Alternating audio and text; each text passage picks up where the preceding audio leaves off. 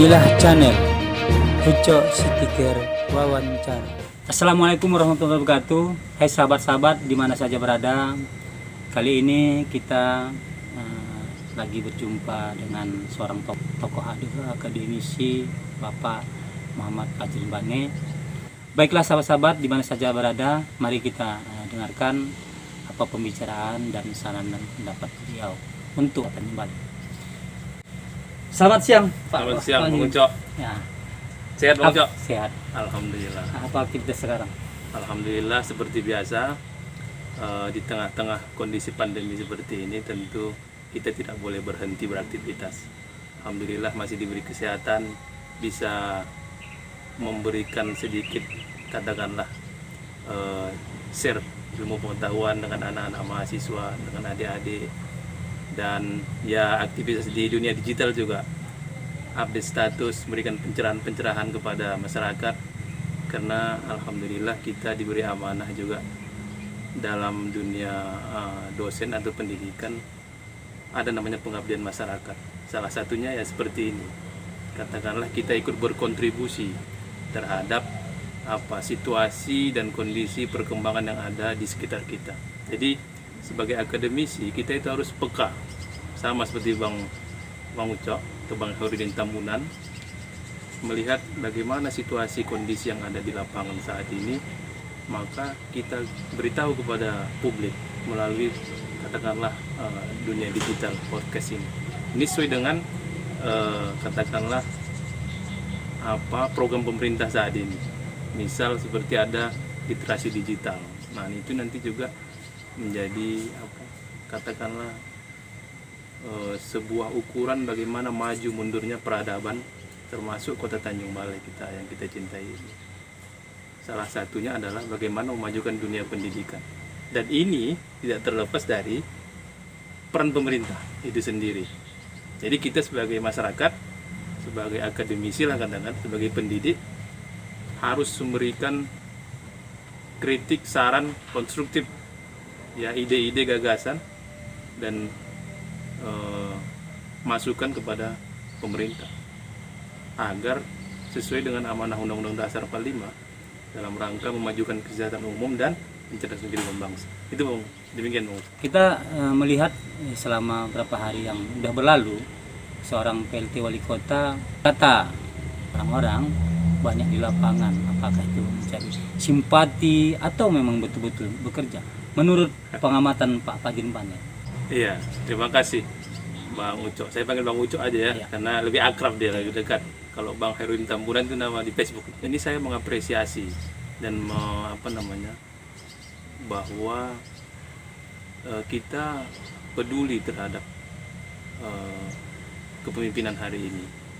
Kepedulian kita begitu tinggi animo masyarakat, atau katakanlah harapan terhadap kepemimpinan kota Tanjung Balai saat ini, yang kita ketahui bersama bahwa PLT-nya adalah Abang Anda kita Waristoli. Tentu sejalan dengan tingginya animo dan harapan masyarakat itu, ini ujian, tantangan bagi seorang pemimpin. Karena kalau masyarakat bilang tak ada dia itu, udah berarti tidak ada harapan, pasti nol hasilnya. Tapi kalau masyarakat berarti ada kepedulian, mereka melihat sejauh mana kinerja pemimpin kita saat ini. Dalam hal ini adalah PLT Wali Kota Tanjung Balai. Tentu kalau disebut pencitraan, wajar, sah-sah saja. Pencitraan itu ada yang positif, dalam artian begini, dia peduli terhadap masyarakat. Contoh ada, katakanlah orang yang menghadapi musibah, mungkin ada perkahlian, dia harus turun ke masyarakat. Itu penting.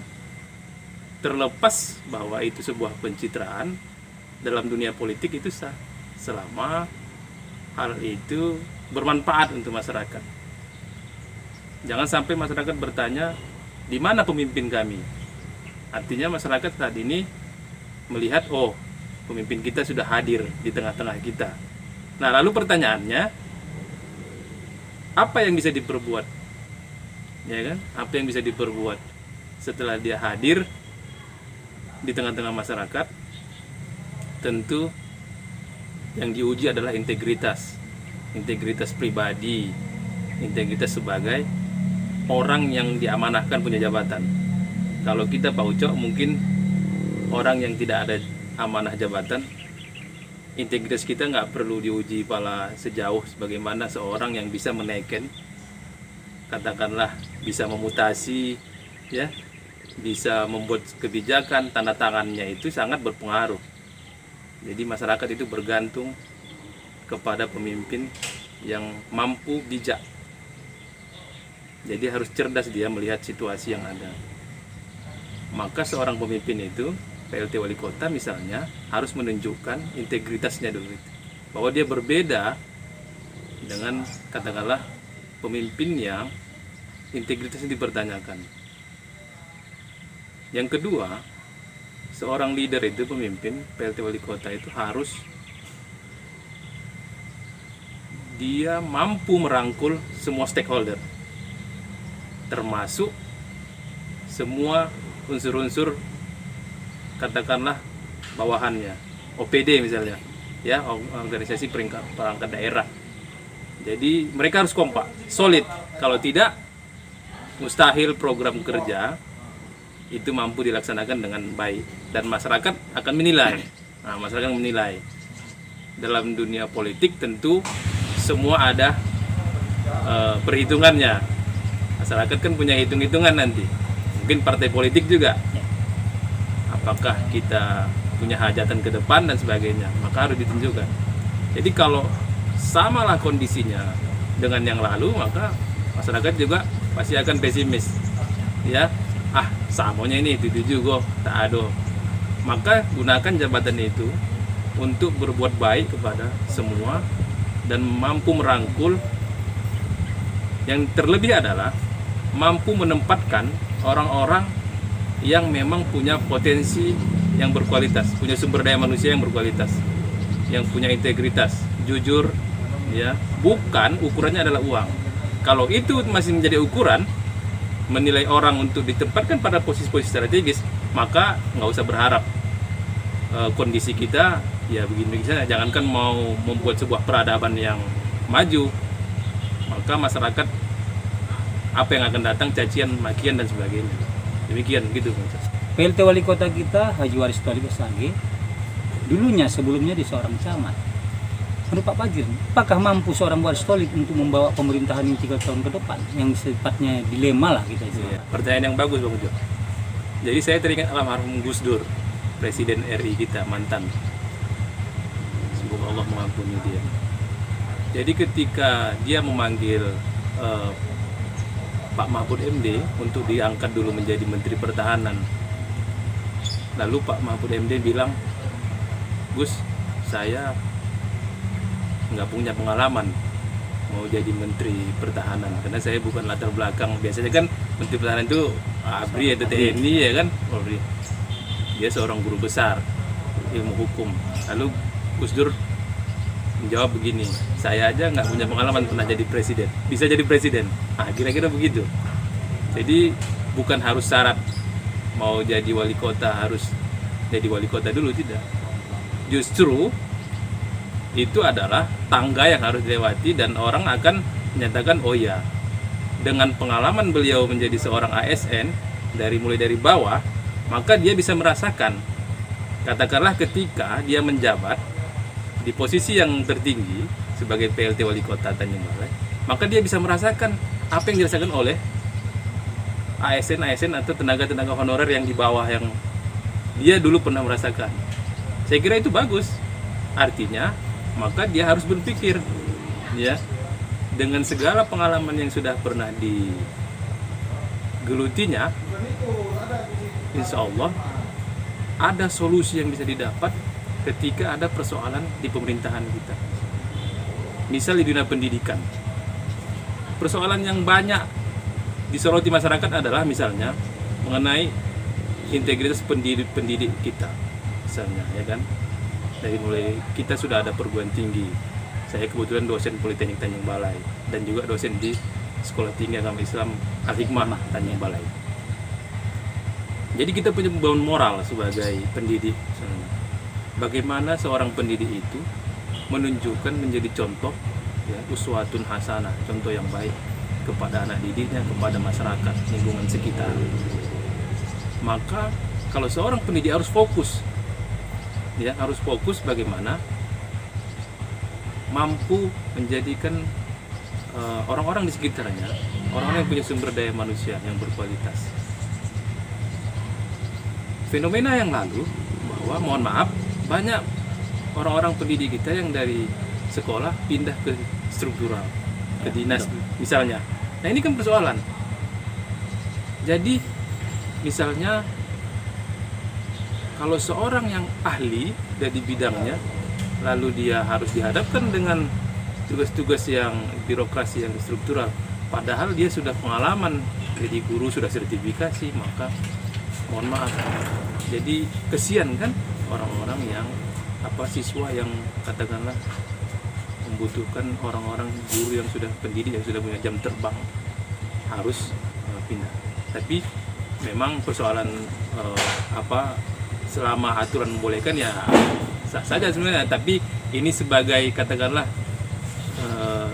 mungkin kritik saya sebagai warga masyarakat, seorang pendidik. Jadi itulah pentingnya menempatkan orang-orang yang saya kira seorang Pak PLT Wali Kota Tanjung Balai kita sudah punya catatan itu, mana-mana orang-orang yang bisa katakanlah ditempatkan. Misalnya seorang pendidik yang dia sudah punya prestasi bahkan ke luar negeri, ya itu bisa diangkat jadi kepala sekolah misalnya, memimpin sekolah, agar dia tidak merasa aku kok jadi guru terus, maka nanti dia ingin meloncat ke jabatan yang ada di struktural. Nah jadi kan sayang, padahal dia umpamanya sudah pernah ikut katakanlah kompetisi kimia, fisika, matematika misalnya ya kan, atau kalau dari segi sekolah agama dia mungkin sudah berprestasi dan sebagainya. Itu yang sebenarnya harus dipikir. Jadi jangan lagi mengukur orang yang ingin ditempatkan dalam sebuah jabatan strategis terutama dengan ukuran uang misalnya, atau upeti, atau setoran dan sebagainya. Saya kira kita sepakat untuk itu, agar sudahlah. Saya pernah ditanya begini, seorang petinggi partai politik di Tanjung Balai, Bang, gimana Bang kalau kita buat pelatihan agar ASN kita ini bagus sumber daya manusianya? Saya bilang, mohon maaf, kalau sistem yang kita buat bahwa mereka harus menyetor uang di depan baru dapat jabatan, itu mustahil. Kita berharap bahwa dia bisa menjalankan tugasnya sesuai dengan tupoksinya. Jadi ketika orang sudah dihadapkan dengan belum apa-apa sudah memikirkan bagaimana mengadakan uang yang banyak agar dapat jabatan, maka dia berpikir nanti ketika dapat jabatan bagaimana dapat uang itu kembali. Jadi saya kira itu yang pertama yang harus dilakukan. Saya bilang seperti itu. Iya ya Bang, katanya masuk akal. Jadi itu logis, Bang Ucap. Bukan hal yang bukan hal yang sulit itu. Jadi mungkin kalau kita kaitkan dengan kondisi pemerintahan saat ini, itu yang harus dilakukan oleh Bapak PLT kita. Bagaimana melihat mana orang-orang yang berkualitas, yang mampu bisa menjalankan program-program pemerintah kota, yang bisa diajak ya kan, stakeholder, dan masyarakat juga pasti mengapresiasi kepemimpinan Bapak PLT kita. Demikian gitu. PLT Wali Kota memimpin rapat. OPD yang dia undang tidak hadir. Ini kan tidak mendukung apa yang diprogramkan Pak Wali. Malah Pak Wali mengatakan PLT Wali Kota kita mungkin kadis ini tak anggapnya kuni Wali Kota. Tidak patuh ya. Patuh. Tidak. Apakah kita perlu PLT Wali Kota mengevaluasi? Iya. Begini, dalam struktur birokrasi pemerintahan itu tentu top down sifatnya, dari atas ke bawah. Ya, dari atas ke bawah. Itulah namanya garis komando, atau kita mau lihat sejauh mana anak buah loyal kepada kita. Tentu ini juga ujian bagi seorang kepemimpinan leadership Pak PLT kita. Maka kalau cerita evaluasi pasti harus. Evaluasi bukan hal yang haram. Jadi monitoring evaluasi namanya. Kalau di perguruan tinggi Monef. Itu harus dilakukan. Kalau tidak ya di mana kebocoran-kebocoran, di mana kelemahan kita tidak tahu. ya, terutama di sistem pemerintahan yang begitu banyak dinasnya, badannya, ya kan, dan unit-unit yang di bawah seorang wali kota lah katakan. Dan garis komando kalau di ASN yang pertama itu ada sekda kan begitu. Jadi wali kota tidak bisa sendiri, atau PLT wali kota tidak bisa sendiri untuk mengatasi itu. Cuman memang dibutuhkan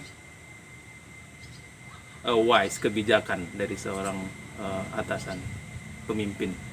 Jadi pemimpin itu harus bisa mempengaruhi. Ini teori sering saya sampaikan dalam pelatihan-pelatihan kepemimpinan. Kalau pemimpin dipengaruhi, maka yang terjadi itu ada tidak loyal, ya, dianggap seperti tidak patuh, malah PLT-nya yang nggak dianggap, PLT wali kotanya, kan bahaya itu, bahaya. Maka benar harus dilakukan evaluasi, monitoring, tapi ingat ya, harus adil. Nah, itu yang penting. Jangan karena ketidaksukaan kita terhadap seseorang, jadi jangan persoalan like or dislike, suka atau tidak suka, tapi memang berdasarkan kinerja. Ya, jadi ya real saja, fakta saja, lihat bahwa kalau dia misalnya masa rapat sama PLT wali kota tidak hadir, ya itu dipertanyakan, itu loyalitasnya. Ya kan, loyalitas dipertanyakan. Kecuali tadi memang katakanlah atasan tersebut, PLT wali kota itu tidak peduli terhadap bawahannya misalnya. Nah, apakah seorang PLT wali kota tidak peduli? Nah, itu pertanyaannya. Mengapa mereka sampai tidak hadir dan gitu? Apa yang menjadi latar belakang? Itu perlu dievaluasi kan begitu. Jadi itu penting. Jadi kalau kata Bang Ucok harus dievaluasi, ya harus, tidak bisa dalam sebuah struktur kerja itu tidak dievaluasi, mustahil. Jadi kelebihan orang-orang di negara maju sana, pengawasan itu penting, itu yang harus menjadi titik tegasnya. Kalau pengawasan lemah, ya memang orang juga menganggap wah ini tak ada apa-apanya ini gitu. Jadi pemimpin juga harus berani mengambil resiko. Apapun pasti ada risiko, ya, konsekuensinya. Ya kan? Kenapa? Yang dirugikan aja masyarakat, publik. Rapat aja dia nggak mau hadir, bagaimana dia mau melayani masyarakat? Artinya apa? Seorang PLT wali kota dia tidak patuhi, tidak anggap, apalagi masyarakat kecil. Nah, kan itu logikanya. Demikian.